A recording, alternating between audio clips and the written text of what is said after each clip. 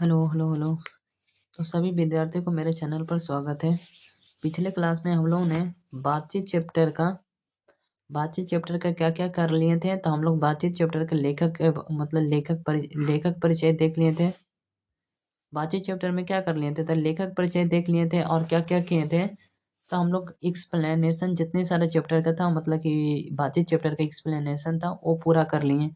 अगर ये एक्सप्लेनेशन आज का क्या है, तो आज सारांश करेंगे और उसका ऑब्जेक्टिव करेंगे और क्वेश्चन आंसर करेंगे। तो ये वीडियो मतलब ये क्या होगा, चैप्टर समाप्त हो जाएगा। ठीक, तो अंत तक बने रहिएगा जी। ठीक, अगर पिछले क्लास नहीं देखे होंगे तो देख लीजिएगा। एक्सप्लेनेशन बहुत ही अच्छा होता है सभी चैप्टर का, ताकि पता चलता है कि ऑब्जेक्टिव कहाँ से उठाया गया है। ठीक, अगर वो नहीं पढ़े होंगे तो वो ऑब्जेक्टिव डायरेक्ट रटना पड़ेगा। या तो आप समझते हैं रटने के लिए, या तो वो एक्सप्लेनेशन देख लीजिएगा। और दो ही चीज से तो हम लोग को ऑब्जेक्टिव होता है। एक रहता है रचना, मतलब कि अबाउट लेखक परिचय से, और दूसरा रहता है एक्सप्लेनेशन से। एक्सप्लेनेशन यानी व्याख्या करते हैं जितने सारे चैप्टर, वहाँ से ऑब्जेक्टिव उठाता है, और लेखक परिचय से उठाता है। और बेसिकली जो क्वेश्चन आंसर उठाया जाता है वो भी क्या, तो व्याख्या करते हैं, यानी कि एक्सप्लेनेशन करते हैं वो उसी से उठाया जाता है क्वेश्चन आंसर। और सारांश भी क्या लिखाया जाता है, वहीं से जहाँ से क्या करते हैं, तो व्याख्या करते हैं। ठीक, तो हम लोग क्या करते हैं, स्टार्ट करते हैं। तो हम लोग क्वेश्चन आंसर आते ही देखते हैं क्या करते हैं, तो समरी देखते हैं बातचीत का। समरी बेसिकली 10 नंबर में आता है जी, 12th क्लास में। तो वो भी देख लीजिएगा, तैयार कर लीजिएगा, साथ साथ समरी भी। तो क्या क्या कह रहा है कि बातचीत बालकृष्ण भट्ट द्वारा रचित एक क्या है, तो ललित निबंध है। ये भी ऑब्जेक्टिव में आता है कि बातचीत एक क्या है, तो एक ललित निबंध है। हम ये भी पॉइंट हाईलाइट कर देते हैं, ताकि क्या का होगा, आप लोग का ऑब्जेक्टिव भी क्लियर हो जाएगा, और क्या हो जाएगा, सारांश भी आप लोग का याद हो जाएगा। तो बातचीत क्या है, तो एक ललित निबंध है। पूछेगा बातचीत क्या है, तो बातचीत एक क्या है, ललित निबंध है। और जो बालकृष्ण भट्ट आधुनिक काल के भारतेंदु युग के प्रमुख निबंधकार हैं। तो बालकृष्ण भट्ट जी किस काल के हैं, तो वह आधुनिक काल के हैं। बालकृष्ण भट्ट जी किस काल के हैं, तो आधुनिक काल के। एवं किस युग के, तो भारतेंदु युग के। ये भी ऑब्जेक्टिव दोनों ऑब्जेक्टिव पूछा जाता है कि किस युग के थे और किस काल के थे। किस युग के थे, तो वह भारतेंदु युग के थे। किस युग के थे, तो वह भारतेंदु युग के थे। ठीक, और ये आगे क्या कर रहा है कि प्रमुख निबंधकार थे। एवं क्या थे, निबंधकार, यानी बातचीत एक क्या है, तो एक निबंध है। बातचीत हमारा क्या है, तो निबंध है। लेखक इस पाठ के माध्यम से बातचीत की शैली बताना चाहते हैं। मतलब इस पाठ के माध्यम से बातचीत क्या करना चाहते हैं, बातचीत की शैली बताना चाहते हैं। इस पाठ के माध्यम से हमें जो बालकृष्ण भट्ट भट्ट जी हैं, क्या बताना चाहते हैं, तो बातचीत की शैली बताना चाहते हैं। ठीक, और हम लोग क्या करते हैं, तो आगे बढ़ते हैं। आगे क्या कह रहा है कि ईश्वर ने मनुष्य की बहुत सारी शक्तियां प्रदान की है। मैंने मतलब ईश्वर ने मनुष्य की क्या किया है, तो बहुत सारी शक्तियां प्रदान किया है। वाक शक्ति भी उनमें से क्या है, तो एक है। वाक शक्ति क्या है, तो उनमें से भी एक है। इस बात को साबित करने के लिए उन्होंने एक किस्सा का जिक्र किया है। तो उन्होंने क्या, तो एक किस्सा का जिक्र किया है। जब रॉबिन्सन क्रूसो ने 16 वर्ष के उपरांत, यानी कि रॉबिन्सन क्रूसो कितना, तो 16 वर्ष के उपरांत फ्राइडे के मुंह से एक बात सुनी थी। यानी कि रॉबिन्सन क्रूसो ने कितने सालों के बाद एक फ्राइडे, मतलब कि किसके मुंह से, मतलब कि रॉबिन्सन क्रूसो, मतलब क्या, मतलब फ्राइडे के मुंह से बात सुने, और कितने साल के बाद, तो 16 वर्ष के बाद। ये भी पूछता है जी कि रॉबिन्सन क्रूसो जो थे, वो कितने साल के बाद मनुष्य का बात वो पहली बार सुने थे। तो 16 वर्ष के बाद वो मनुष्य के पहले बात मतलब सुने थे, मनुष्य के बात। और किसके मुंह से, तो फ्राइडे के मुंह से सुने थे। मतलब पूछा जाएगा कि रॉबिन्सन क्रूसो ने कितने वर्ष के उपरांत, मतलब कि वो मतलब फ्राइडे के मुंह से बात सुने, तो वह 16 वर्ष के उपरांत। ठीक, और किससे, तो मतलब फ्राइडे से। उस मुख से एक क्या की बात सुनी थी। तो उसे लगा जैसे उसे एक नया जीवन मिल गया। तो उसे क्या लगा, तो उसे लगा एक नया जीवन मिल गया। लेखक कहते हैं कि बातचीत हमें स्वच्छ और हमारे चिंता को हल्का रखता है। बातचीत हमें स्वच्छ और हमारे चिंता को क्या करता है, तो हल्का रखता है। इसके माध्यम से जो मवाद या धुआं जमा रहता है, वह से बाहर निकल जाता है।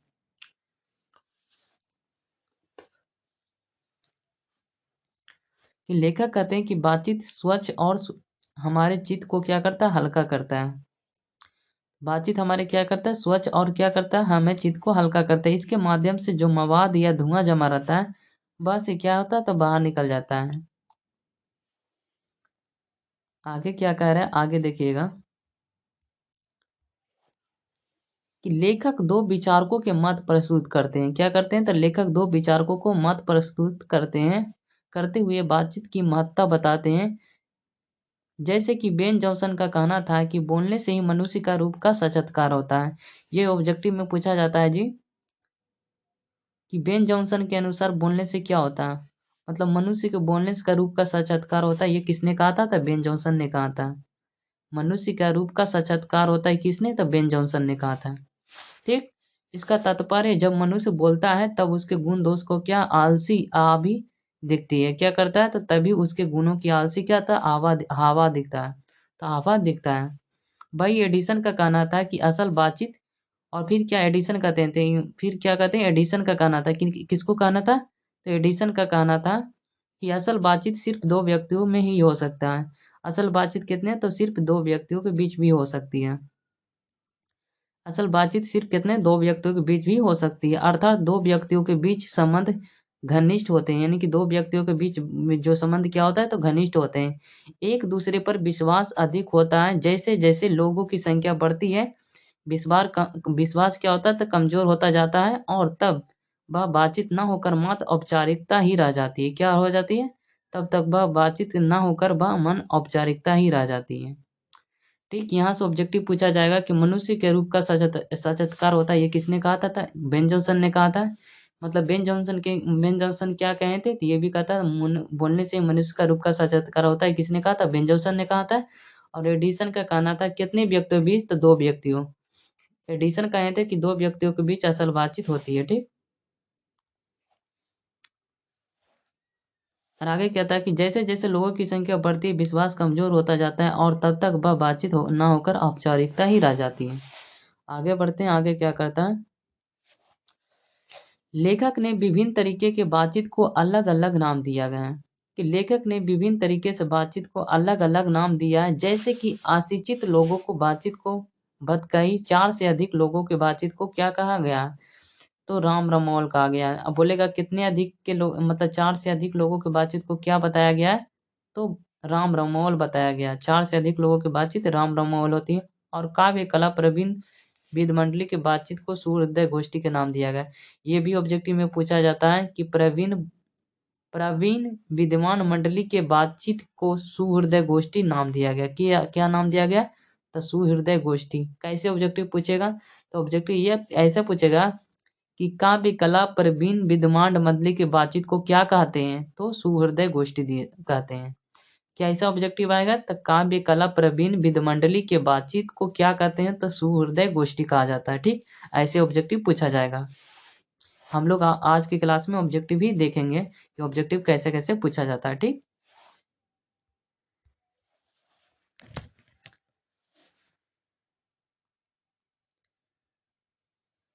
आगे देखिए, आगे क्या कह रहा है, आगे क्या रहा है कि लेखक कहते हैं कि बातचीत करने का एक हुनर, मतलब लेखक कहते हैं कि बात करने का हुनर अर्थात आर्ट ऑफ कन्वर्सेशन, मतलब क्या कहा, लेखक के कहते हैं कि बातचीत करने का हुनर अर्थात आर्ट ऑफ कन्वर्सेशन, यानी कि बातचीत का हुनर को क्या कहते हैं, तो आर्ट ऑफ कन्वर्सेशन, यानी कि आर्ट ऑफ कन्वर्सेशन को क्या कहते हैं, लेखक कहते हैं कि आर्ट ऑफ कन्वर्सेशन, मतलब आर्ट ऑफ कन्वर्सेशन होता है बातचीत करने की कला को क्या कहते हैं, आर्ट ऑफ कन्वर्सेशन। ये इंग्लिश वर्ड है, ठीक ना। आर्ट मतलब ARTOF, कन्वर्सेशन होता है CONVERSATION, यानी आर्ट ऑफ कन्वर्सेशन। बातचीत करने की कला को इंग्लिश में कहते हैं आर्ट ऑफ कन्वर्सेशन। सबसे ज्यादा यूरोप के लोगों में देखी जाती है। ये ऑब्जेक्टिव में पूछा जाता है कि आर्ट ऑफ कन्वर्सेशन होती है जो किन लोगों में देखी जाती है, तो यूरोप के लोगों में। ये ऑब्जेक्टिव पूछा जाएगा कि आर्ट ऑफ कन्वर्सेशन सबसे ज्यादा किस लोगों में प्रचलित है, किस देशों में प्रचलित है, तो यूरोप के लोगों में। क्योंकि वहां ऐसे शब्द बोले जाते हैं, क्योंकि वहां ऐसे शब्द बोले जाते हैं जो कानों को सुनने में अच्छा लगे। अंत में लेखक कहते हैं कि वाक शक्ति ईश्वर के द्वारा प्रदत्त एक शक्ति है जिससे हम एक दूसरे को सुनते हैं, समझते हैं और अपने विचारक एक दूसरे को क्या करते हैं तो साझा करते हैं। किंतु कई बार इसका दुरुपयोग हानिकारक साबित होता है। मतलब कभी कभी इसका जो दुरुपयोग करते हैं हम लोग, क्या होता है तो हानिकारक साबित होता है। इसीलिए बोलने से ही पूरी तरह से क्या करते हैं तो सोच विचार कर लेना चाहिए कि कुछ ऐसा ना बोलें जो किसी को क्या होता है भावना की आहत करें। अवाक रहकर स्वयं से बात करने की लेखक बातचीत का क्या कहते हैं तो सबसे उत्तम तरीका मानते हैं। तो क्या सबसे उत्तम तरीका क्या मानते हैं तो वह अवाक होकर खुद से बातें करना, ये क्या है तो बातचीत करने की ये उत्तम तरीका होती है। तो क्या हो जाता है हम लोग का समरी यहीं तक समाप्त हो जाता है जी। समरी समरी क्या होता है तो हम लोग का यहीं तक समाप्त हो जाता है समरी। अब हम लोग क्या करते हैं तो अब हम लोग क्या कहते हैं रिवीजन करते हैं और उसके बाद ऑब्जेक्टिव क्या क्या करते हैं तो टेस्ट देंगे, उसके बाद क्वेश्चन आंसर करेंगे। ठीक, एक सेकेंड।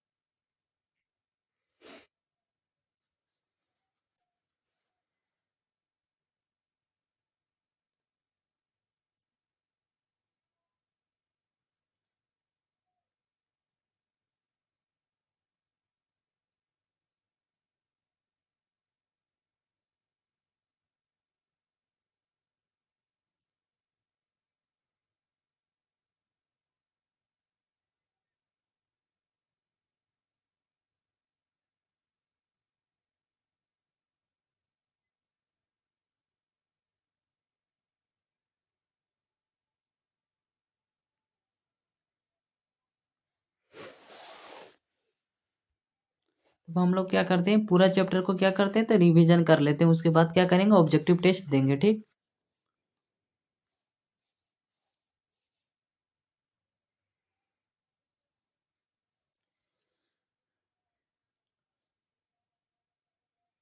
बेसिकली देखते हैं पूरा क्या करते हैं तो पूरा चैप्टर को क्या करते हैं तो रिवीजन कर देते हैं, एक बार समराइज कर देते हैं क्या क्या क्या पढ़े थे पीछे, ये क्या हो जाए याद हो जाए।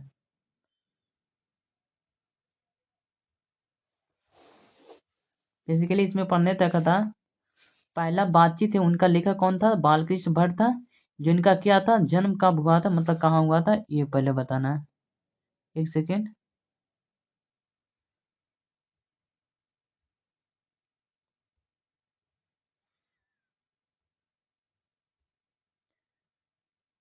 बताना है कि मतलब कि क्या बालकृष्ण भट्ट का जन्म कब हुआ था, यानी कि जन्म बताना है कि जन्म कब हुआ था इनका।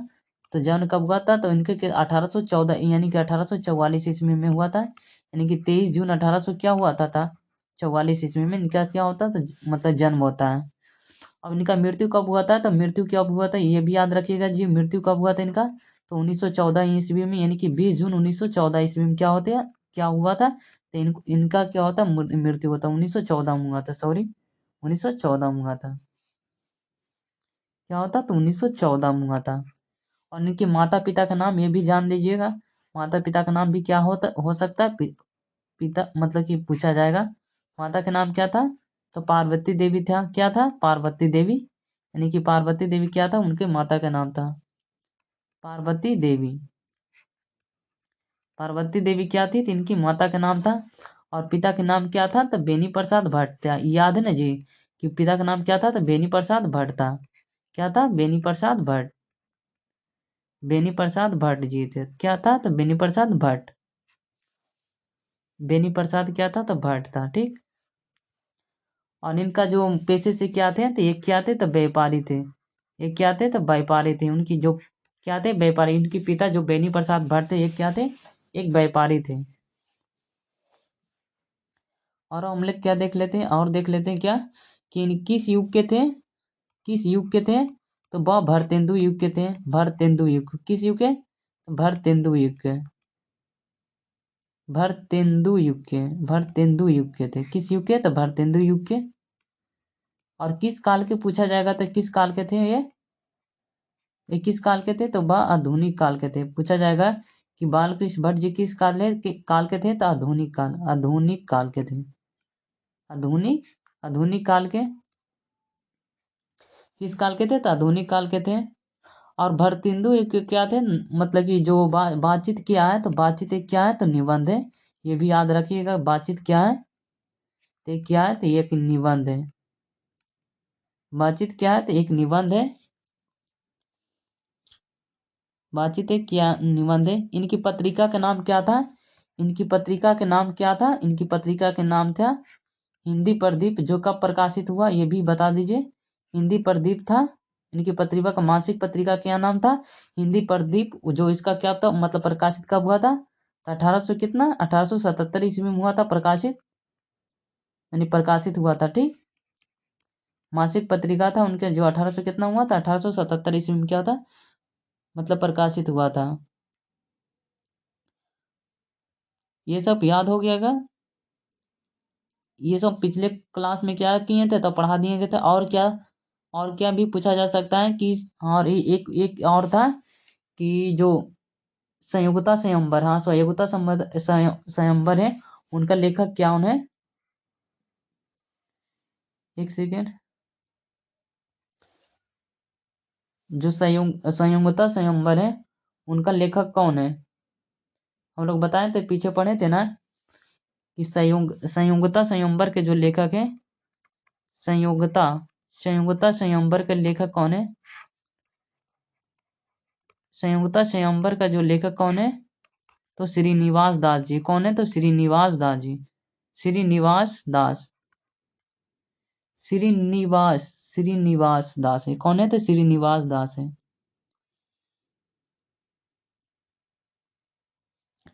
श्रीनिवास दास जी ऐसे होता है, श्रीनिवास दास जी। संयुक्त स्वयंवर के लेखक कौन थे? तो श्रीनिवास दास जी थे। ठीक, और हम लोग के लेखक परिचय में इतना ही था जी। और उसके हम क्या था चैप्टर के अंदर में क्या क्या था? तो चैप्टर के अंदर क्या था? वाक शक्ति मनुष्य के द्वारा ईश्वर को दिया हुआ क्या था? एक वरदान था। रबिन्सन क्रूसो के बारे में चर्चा था कि रबिन्सन क्रूसो ने कितने वर्षों के बाद मतलब कि मनुष्य से मुंह देखा था?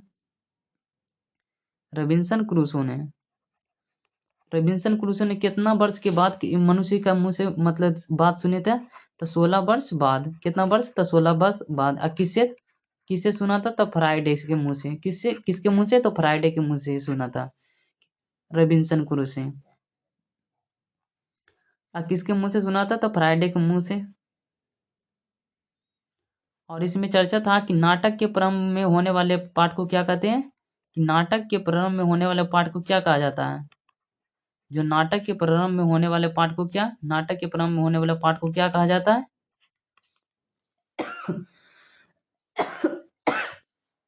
तो नाटक में प्रारंभ होने वाला पाठ को क्या कहा जाता है? तो नंदी पाठ कहा जाता है। क्या कहा जाता है? तो नंदी पाठ कहा जाता है। जो नाटक के प्रारंभ में होने वाला पाठ को क्या कहा जाता है? तो नंदी पाठ कहा जाता है जी।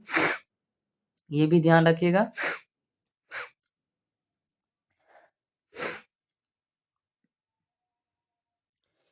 कि किसने कहा था? बेन जॉनसन क्या कहते हैं कि बातचीत के संबंध में बेन जॉनसन क्या क्या कहना था? बेन जॉनसन क्या क्या कहते थे कि बोलने से ही मनुष्य का रूप का साक्षात्कार होता है। बोलने से ही मनुष्य का रूप का क्या होता था? साक्षात्कार होता है। मनुष्य का रूप का साक्षात्कार होता है। बोलने से मनुष्य का रूप का क्या होता है? तो साक्षात्कार होता है। ये ऑब्जेक्टिव अगर ये याद रहेगा तभी ना ऑब्जेक्टिव में मन लगेगा। एक भी ऑब्जेक्टिव क्या होगा तो नहीं छूटेगा। ठीक, कि बेन जॉनसन क्या कहे? तो बोलने से ही मनुष्य का रूप का साक्षात्कार होता है। और एडिसन क्या कहे थे? और एडिसन क्या कहे थे? ये पॉइंट बना देते हैं ताकि याद रखिएगा। ठीक, और अगला पॉइंट में क्या था कि मतलब कि एडिसन क्या कहे थे? एडिसन कहना था कि असल बातचीत कितना दो व्यक्तियों के बीच हो सकता है। कितने व्यक्तियों? असल बातचीत कितने व्यक्तियों? तो दो व्यक्तियों के बीच। असल बातचीत होती है जो दो व्यक्तियों के बीच होती है। कितने व्यक्तियों के बीच? दो व्यक्तियों के बीच होती है। दो व्यक्तियों के बीच होती है। बेन जॉनसन, एडिसन और एक क्या थे? यही तो दो ही तो होता है। मतलब क्या बेन जॉनसन एडिसन दो ही को तो करना था, मतलब दो ही तो। अपने बातचीत कर रहे थे।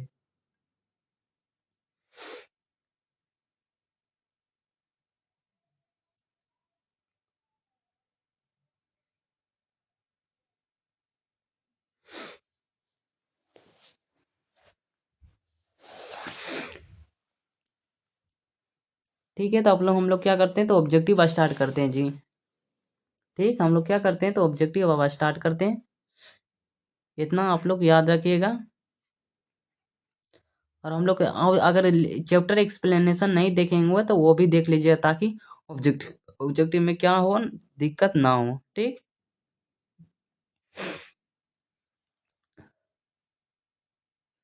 हम लोग क्या करते हैं, तो हम लोग क्या करते हैं, तब क्वेश्चन आंसर करते हैं। ठीक, क्या करते हैं, तब हम लोग क्या करते हैं, तो क्वेश्चन आंसर कर लेते हैं। ठीक, बातचीत के हम लोग क्या करते हैं, तो क्वेश्चन आंसर कर लेते हैं। ठीक, ऑब्जेक्टिव करने के बाद क्वेश्चन आंसर कर लेते हैं। ठीक, ऑब्जेक्टिव करने के बाद हम लोग क्या कर लेते हैं, तो क्वेश्चन आंसर कर लेते हैं। ठीक,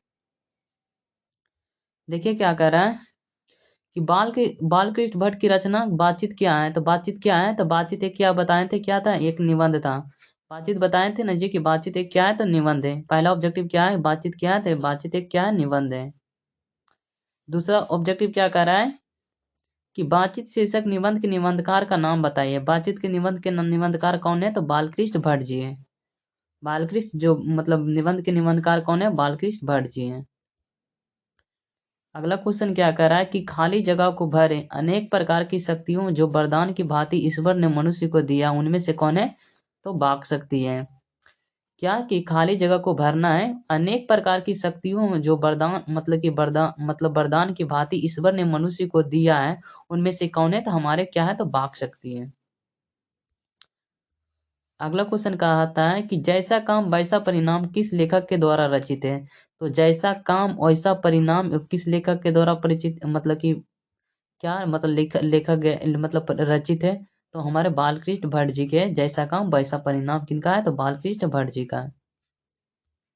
क्वेश्चन 5वां देखिएगा कि बालकृष्ण भट्ट किस युग के निबंधकार थे। तो जो बालकृष्ण भट्ट जी थे, किस युग के निबंधकार थे, तो वह भरतेंदु युग के क्या थे, तो निबंधकार थे। बालकृष्ण भट्ट किस युग के निबंधकार थे, तो भरतेंदु युग के थे। अगला क्वेश्चन क्या कहता है कि रविंसन क्रुसे ने 16 वर्ष के उपरांत किसके मुंह से एक बात सुनी थी। तो ये बताए थे ना जी कि रविंसन क्रुसे 16 वर्ष के उपरांत फ्राइडे के मुंह से क्या था, सुने थे पहली बात। आप किस भाषा में सुने थे, तो ये क्या, जंगली भाषा में सुने थे। ये भी याद रखिएगा। ठीक, 7वां नंबर क्वेश्चन कहता है कि बातचीत के माध्यम से बालकृष्ण भट्ट जी क्या बतलाना चाहते हैं। तो बालकृष्ण भट्ट मतलब क्या बताना चाहते हैं, तो बातचीत की शैली बताना चाहते हैं। ऑप्शन नंबर ए क्या है, राइट आंसर है कि बातचीत के माध्यम से बालकृष्ण भट्ट जी हमें क्या बताना चाहते हैं, तो बातचीत की शैली।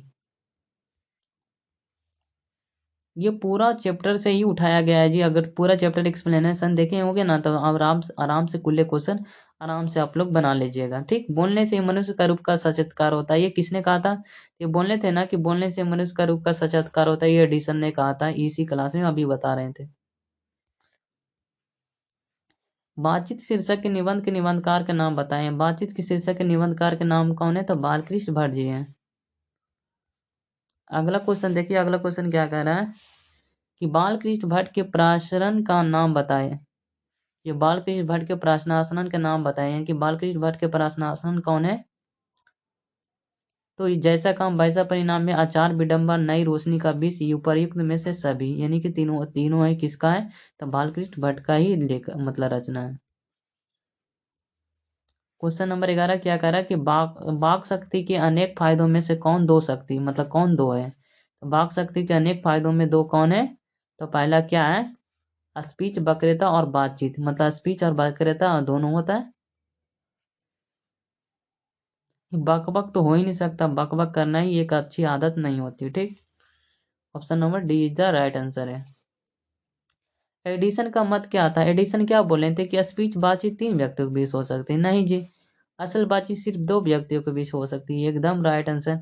एडिसन ने ही ने कहा था कि असल बातचीत सिर्फ 2 व्यक्तियों के बीच हो सकती है। क्वेश्चन नंबर 13 क्या करा कि कौन सा नाटक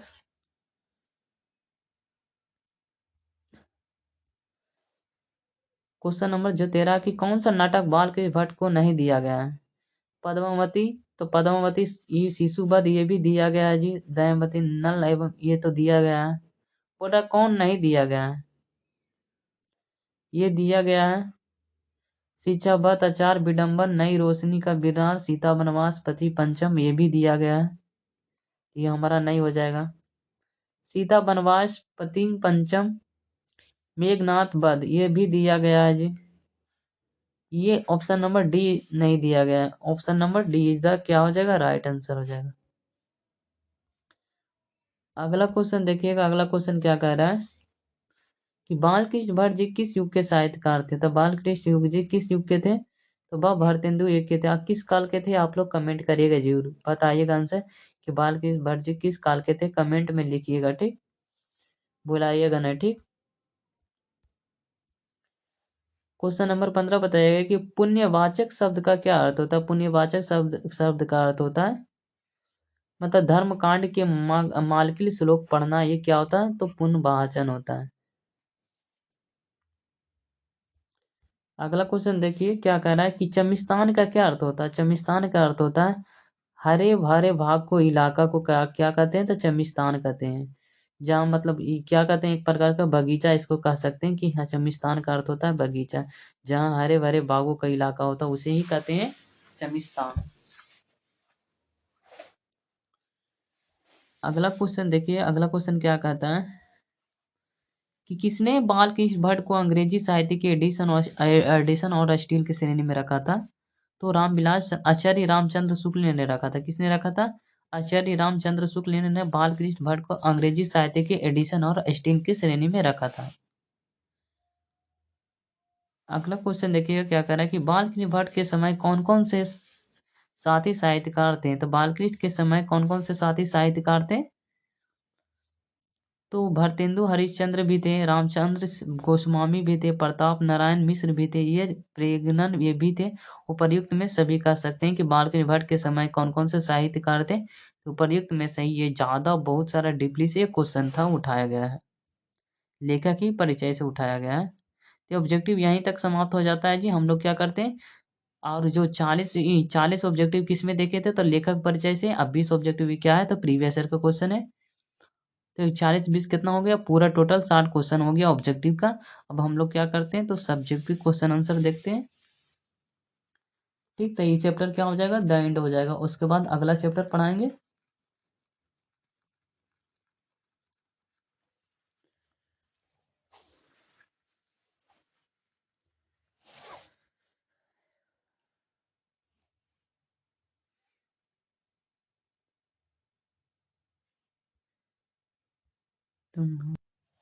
तब हम लोग क्या करते हैं, तो क्वेश्चन आंसर देख लेते हैं। क्वेश्चन आंसर 2 नंबर वाले क्वेश्चन और 5 नंबर वाले क्वेश्चन दोनों में आता है। आप लोग बढ़िया से याद कर लीजिएगा, ताकि बोर्ड एग्जाम अगर अभी से पढ़िएगा तो आराम से क्वेश्चन तैयार हो जाएगा। समरी के साथ याद करिएगा तो बहुत ही बेस्ट होगा, ठीक। ठीक है जी। तो हम लोग क्या करते हैं, तो स्टार्ट करते हैं। ये ध्यान रखिएगा कि क्लास में ही याद करने की कोशिश करिएगा, ताकि बहुत ही अच्छा एक्स्ट्रा टाइम देने की ज़रूरत ना हो। क्या करेगा, आप लोग भी रफ कॉपी रखिएगा। रफ कॉपी से क्या करिएगा, लेक्चर के साथ साथ क्या करिएगा, तो दोनों याद करिएगा। और पीडीएफ बाकी तो डाल ही देता हूँ, उससे रिवीजन करते रहिएगा, ठीक। क्वेश्चन नंबर पहला ये देखिएगा कि प्रश्नोत्तर में क्वेश्चन नंबर पहला कहता है अगर हमने वाक शक्ति ना होती तो क्या होता है? कि अगर हमने वाक शक्ति ना होती तो क्या होता है? तो क्या प्रस्तुत प्रश्न बालकृष्ण भट्ट द्वारा रचित ललित निबंध बातचीत से लिया गया है। तो मतलब प्रस्तुत प्रश्न बालकृष्ण भट्ट द्वारा कहाँ से लिया गया? तो रचित ललित निबंध बातचीत से लिया गया है। जिसके अनुसार अगर हम जिसके अनुसार कहते हैं कि अगर हम में वाक शक्ति ना होती तो संपूर्ण सृष्टि क्या होती? तो गूंगी प्रतीत होती। ना जाने सभी लोग लुंज पुंज होकर क्या कोने में बैठे होते हैं। अगर ये भी लिख सकते हैं आगे पॉइंट में, अगर वाक शक्ति ना होती तो सभी लोग लुंज पुंज होकर कोने में बैठे होते।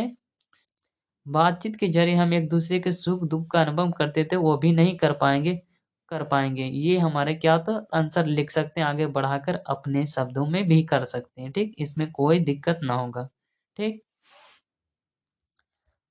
अगला क्वेश्चन क्या कह रहा है, एक सेकेंड। क्वेश्चन नंबर पहला आप लोग क्या करेंगे, लिख लीजिएगा ना। तो क्वेश्चन नंबर सिंपल है, तो इसलिए कहा लगे ज्यादा रिवीजन कराएं कि क्वेश्चन नंबर पहला क्या कह रहा था कि अगर हम में वाक शक्ति ना होती, यानी बोलने की जो शक्ति होती ना ही होती, तो हम लोग में क्या होता है। तो क्या लिखा था कि प्रस्तुत प्रश्न मतलब कहाँ से लिया गया, मतलब बालकृष्ण भट्ट द्वारा रचित ललित निबंध से बातचीत से क्या क्या लिया गया है। जिसके अनुसार मतलब इनके अनुसार क्या है कि अगर हमें वाक शक्ति ना होती तो संपूर्ण सृष्टि क्या होती, तो गूंगी प्रतीत होती। अगर हमें वाक शक्ति नहीं होगी तो संपूर्ण सृष्टि क्या होगी, तो गूंगी प्रतीत होगी। इतना भी लिख सकते हैं, आराम से नंबर 2 नंबर दे देगा। अगर आप लोग चाहते हैं कि कुछ और भी लिखे तो क्या सकते हैं कि अगर हमें वाक शक्ति ना होती तो एक दूसरे के सुख दुख को क्या करते हैं, मतलब किसी मतलब बात मतलब शेयर मतलब एक दूसरे को नहीं कर सकते थे, और सभी लोग लुंज पुंज होकर कोने में बैठे होते। ये क्या बुक में पढ़े थे तो याद है, आप लोग पढ़े होंगे तो जरूरी याद होगा कि ये क्या बात मतलब वाक शक्ति ना होने के कारण जो क्या एक्सप्लेनेशन में बताया गया, तो यही बताया गया। बेसिकली जो एक्सप्लेनेशन बढ़िया से पढ़ेगा उसका आराम से अपने से क्वेश्चन आंसर भी लिख सकते हैं, यही होता है लिखने का। लेकिन सबको क्या होता है, तो बोरिंग महसूस होता है। तो बोरिंग महसूस होने के यही कारण होता है। अगर सिर्फ सुनना है, बढ़िया से देखना है कि इस चैप्टर में क्या क्या के बारे में चर्चा था, बाकी क्या है उसको लेना देना नहीं है। बस इतना जानना चाहिए उस चैप्टर में क्या के बारे में पढ़ना चाहिए, मतलब किसके बारे में पढ़ना था और क्या क्या के चीजों की चर्चा किया गया था चैप्टर 1 में। इतना ध्यान रखना चाहिए हर विद्यार्थी को, ठीक। बेसिकली इस चैप्टर में हम लोग के वाक शक्ति के बारे में बताया गया, यानी कि बोलने की तरीका कैसा कैसा होना चाहिए, ये बताया गया इस चैप्टर में, ठीक। क्वेश्चन नंबर 2 देखिएगा। क्वेश्चन नंबर 2 क्या कह रहा है कि बातचीत के संबंध में बेन जॉनसन और एडिसन का क्या विचार है। मतलब कि जो बातचीत के संबंध में बेन जॉनसन और एडिसन का क्या राय है वो बताना है, यानी विचार क्या है। तो फिर भी कहना है कि प्रस्तुत प्रश्न कहाँ से लिया गया है, बालकृष्ण भट्ट द्वारा रचित ललित निबंध है। बातचीत क्या है, तो एक ललित निबंध है। कहाँ से लिया गया, बातचीत से लिया गया। तो पहला लाइन लिख लीजिएगा ना कि प्रस्तुत प्रश्न बातचीत मतलब कि बालकृष्ण भट्ट द्वारा रचित ललित निबंध बातचीत से लिया गया है। पहला यहाँ तक लिख सकते हैं। और जिसके जो माध्यम इसके माध्यम से बेन जॉनसन कहते हैं। बेन जॉनसन क्या बोले थे ये नहीं आते, अगर चैप्टर एक्सप्लेनेशन का आता था अपनी आंसर दे दीजिए दे देते कि बेन जॉनसन का क्या था कि बोलने से मनुष्य का रूप का साक्षात्कार होता है, तो ये आंसर हो गया। और ये क्या क्या था, तो ये कहा था कि असल बातचीत सिर्फ दो व्यक्तियों के बीच होती है। बस इतना ही लिख देना, ये क्या हो जाएगा, आंसर सही हो जाएगा हमारा, क्या 2 नंबर आराम से मिल जाएगा। यही लिखा गया ना जी कि इसके अनुसार बेन जॉनसन के विचार थे, यानी कि इसके अनुसार बेन जॉनसन के क्या विचार थे कि बोलने से मनुष्य का रूप का क्या होता है, साक्षात्कार होता है। यानी बोलने से मनुष्य का रूप का क्या होता था, साक्षात्कार होता है। और एडिसन के विचार थे, किसके विचार थे, एडिसन के विचार थे। इनका क्या विचार था कि असल बातचीत सिर्फ दो व्यक्तियों के बीच हो सकती है। नहीं इतना याद हो गया ना जी कि बोल बातचीत के संबंध में बेन जॉनसन क्या बोले थे और एडिसन क्या बोले थे। तो बेन जॉनसन क्या बोलने से कि बोलने से ही मनुष्य का रूप का साक्षात्कार होता है, यही क्या बोला बेन जॉनसन बोले थे। तो हम लोग क्या शॉर्ट आंसर टाइप में क्वेश्चन में क्या कैसे लिखेंगे कि मतलब कि प्रश्न कहाँ से लिएगा वो पहले चर्चा कर लेंगे कि प्रस्तुत प्रश्न बालकृष्ण भट्ट द्वारा रचित मतलब कि बालकृष्ण भट्ट द्वारा ललित निबंध बातचीत पाठ से लिया गया है। इस पंक्ति के अनुसार मतलब इसके माध्यम से बेन जॉनसन के माध्यम से मतलब बोलने से ही मनुष्य का रूप का साक्षात्कार होता। और एडिसन का क्या राय था, तो एडिसन का राय यह था कि असल बातचीत सिर्फ दो व्यक्तियों के बीच हो सकती। यही हम लोग का क्या करता है, तो लिखना है, बस ज्यादा नहीं कुछ करना है। सिंपल है, ठीक। और सिंपल किसके लिए होता है, जो एक्सप्लेनेशन बढ़िया से अगर देख लेता है तो उसको लिए चैप्टर क्या हो जाएगा, आंसर लिखना बहुत ही आसान हो जाता है। कि आर्ट ऑफ कन्वर्सेशन क्या होता है, आर्ट ऑफ कन्वर्सेशन होता है प्रस्तुत प्रश्न मतलब क्या फिर लिखना है कि प्रस्तुत प्रश्न बालकृष्ण भट्ट रचित ललित निबंध बातचीत से क्या किया गया था, लिया गया है। आर्ट ऑफ कन्वर्सेशन बताए थे ना जी, आर्ट ऑफ कन्वर्सेशन ये समरी में भी आया और एक्सप्लेनेशन मतलब जो चैप्टर का व्याख्या किए थे उसमें भी आया था कि आर्ट ऑफ कन्वर्सेशन क्या था। आर्ट ऑफ कन्वर्सेशन बेसिकली एक बातचीत करने की एक कला होती है।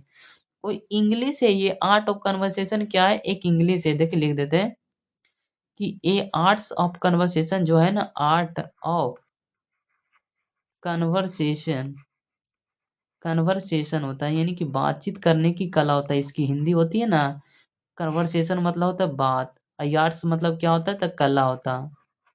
यानी कि बातचीत करने की कला को क्या कहते हैं, आर्ट ऑफ कन्वर्सेशन। ये इसका बेसिकली क्या है, तो ये हिंदी है, ठीक। ये क्या बोल रहा है कि प्रस्तुत प्रश्न बालकृष्ण भट्ट द्वारा रचित ललित निबंध बातचीत से लिया गया है। लेखक ने बात करने का हुनर को आर्ट ऑफ कन्वर्सेशन की संज्ञा दी गई। मतलब कि क्या कहते हैं कि आर्ट ऑफ कन्वर्सेशन एक बातचीत करने की कला होती है, ये अपने से भी लिख सकते हैं, जो ज़्यादातर के कहाँ के लोगों में देखा जाता है, तो यूरोप के लोगों में देखा जाता है। इसमें क्या बोल रहा है कि लेखक ने बात करने के हुनर को आर्ट ऑफ कन्वर्सेशन की संज्ञा दी गई, यानी कि माना गया है। इसमें ऐसा चतुराई भरे प्रसंग छोड़ दिया जाता है, यानी कि बातचीत करने का इसमें बताया गया, इसमें ऐसे चतुराई के प्रसंग छोड़े जाते हैं जिनके सुनकर कानों को अत्यंत आनंद मिलता है। मतलब एक पाठ घुसाया गया जिसको क्या करने, मतलब आंसर को अच्छा करने के लिए, कि मतलब क्या। और ये भी लिख सकते हैं कि आर्ट ऑफ कन्वर्सेशन यूरोप के लोगों में ज्यादातर देखा जाता है। और क्या होता है इसमें, इसमें क्या ऐसी बातचीत करने के दौरान एक ऐसी चतुराई प्रसंग छोड़ दिया जाता है जिससे कानों को सुनकर क्या होता था, अत्यंत मतलब क्या होता है, आनंद मिलता है। आप लोग भी थोड़ा थोड़ा बोलिएगा ताकि क्या याद हो जाएगा। इसमें क्या बोलता है कि बातचीत के दौरान एक ऐसी चतुराई की क्या मतलब प्रसंग छोड़े जाते हैं जिनके सुनकर कानों को क्या मिलता था, अत्यंत मतलब आनंद मिलता है। यही क्या होता है, आर्ट ऑफ कन्वर्सेशन होता है। क्वेश्चन 3 को आप लोग को समझ में आ गया होगा बढ़िया से, ठीक। क्वेश्चन नंबर 4 क्या कह रहा है, क्वेश्चन नंबर 4 भी समझिएगा कि मनुष्य की बातचीत का उत्तम तरीका क्या हो सकता है, इसके द्वारा वह कैसे अपने लिए सर्वथा नवीन संसार की रचना कर सकता है। यानी कि बातचीत की सबसे उत्तम तरीका बताना है, तो बातचीत का सबसे उत्तम तरीका क्या था कि अवाक होकर खुद से बातें करना ही बातचीत का सबसे उत्तम तरीका ही होता है, यही होता है। वो चैप्टर में बताया गया था। और बाकी हम लोग के थोड़ा जोड़ जोड़ के क्या करना है, तो लिखना है। और देखिए क्या क्या लिखा गया है कि प्रस्तुत प्रश्न बालकृष्ण भट्ट रचित ललित निबंध बातचीत से लिया गया। कहाँ से लिया गया, तो बातचीत से लिया गया। बातचीत क्या है, एक ललित निबंध है। फिर आगे क्या कह रहा है कि मनुष्य की बातचीत का उत्तम तरीका अवाक रहकर, यही तो है, यही तो बता रहे थे कि मनुष्य की बातचीत का उत्तम तरीका अवाक रहकर बिना बोले स्वयं से बातें करना है। यानी कि मनुष्य को क्या होना चाहिए कि मनुष्य की बातचीत का जो उत्तम तरीका क्या होता है, तो अवाक होकर खुद से बातें करना है। क्या बोल रहा था, बातचीत का उत्तम तरीका क्या होता है, तो मनुष्य को मतलब कि अवाक होकर खुद से बातचीत करना ही उत्तम तरीका होता है। मनुष्य की बातचीत का उत्तम तरीका अवाक रहकर बिना बोले स्वयं से बातें करना। आगे क्या कह रहा है, इसके द्वारा वह अपने सार्वथा एक नवीन संसार की रचना कर सकता है। मतलब इसके द्वारा क्या अपने लिए क्या करता है, तो सर्वथा एक नवीन संसार की रचना कर सकता है। क्योंकि हमारी भीतरी मनोवृत्ति क्या होती है, तो जो हमारी जो भीतरी मनोवृत्ति प्रत्येक क्षण में क्या होती है, तो नए रंग रंग दिखलाया करती है। क्या होते, तो हमारे भीतरी मनोवृत्ति क्या होते, तो प्रत्येक क्षण नया नया क्या करता है, तो रंग दिखलाया करती है। वह क्या है, तो वह प्रचात्मक संसार का एक बड़ा भारी आईना है। क्या है, तो वह प्रचनात्मक संसार का एक बड़ा भारी आईना जिसमें जैसी चाहो वैसे तस्वीरों को देख लेना कोई दुर्घट बात नहीं है। क्या कह रहा है कि वह प्रपंचात्मक संसार का एक मतलब बड़ा भारी एक आईना है जिसमें जैसी चाहे वैसी तस्वीरों को क्या देख लेना कोई दुर्घट बात नहीं है। यही हमारा क्या करना है, तो लिख देना है। आगे क्या कह रहा है कि राम रमोल क्या है, इसका अर्थ क्या होता है, इसका वाक्य में क्या करें, प्रयोग करें। कि राम रमोल क्या है, इसका वाक्य में क्या करें, तो प्रयोग करें। तो क्या बोल रहा है, मतलब कि आंसर में कि प्रस्तुत प्रश्न बाल कृष्ण भट्ट रचित ललित निबंध बातचीत से लिया गया। कहाँ से, तो प्रस्तुत प्रश्न बाल कृष्ण द्वारा रचित ललित निबंध बातचीत से लिया गया है। राम रमोल, हाँ ये तो राम रमोल बताया गया है कि 4 लोगों के अधिक को बातचीत को ही राम रमोल कहा गया है। कि इसी को क्या करना था, लिखना था। इसको क्या लिखना है, इसको शुरुआत कहाँ से करना है, तो प्रस्तुत प्रश्न बाल की रचित, जो जैसे पिछले लिख रहे थे वैसे ही इसको भी लिखना है कि प्रस्तुत प्रश्न बाल के भद्र रचित ललित निबंध बातचीत से लिया गया है। 4 से अधिक लोगों की बातचीत को क्या कहते हैं, तब राम रमोल कहते हैं। किसको कहते हैं, मतलब क्या कहते हैं, तो राम रमोल। कितने लोगों की बातचीत को, तो 4 से अधिक लोगों की बातचीत को। इसका एक वाक्य यह भी हो सकता है, मतलब इसका एक क्या हो सकता है, मतलब यह भी वाक्य हो सकता है कि मोहल्ले के नुक्कड़ पर ताश खेलते खेलते राम रमोल हो रहा था। यानी कि क्या बोल रहा है कि मोहल्ले के नुक्कड़ पर, यानी कि मोहल्ले में मतलब जो नुक्कड़ के ताश खेलते खेलते क्या राम रमोल हो रहा था। यानी कि ताश खेलते खेलते वहां बहुत सारे लोग होते हैं, मतलब कि खेलते हैं तो बस मतलब कुछ ही लोग, बाकी सब लोग क्या होते हैं तो देखते हैं। इसीलिए क्या वहाँ राम रमोल हो रहा था, मतलब यह वह डिंग हाँकना, यही होता है राम रमोल। तो ये हमारा क्या था, क्वेश्चन आंसर यहीं तक हमारा क्या हो जाता है तो समाप्त हो जाता है जी।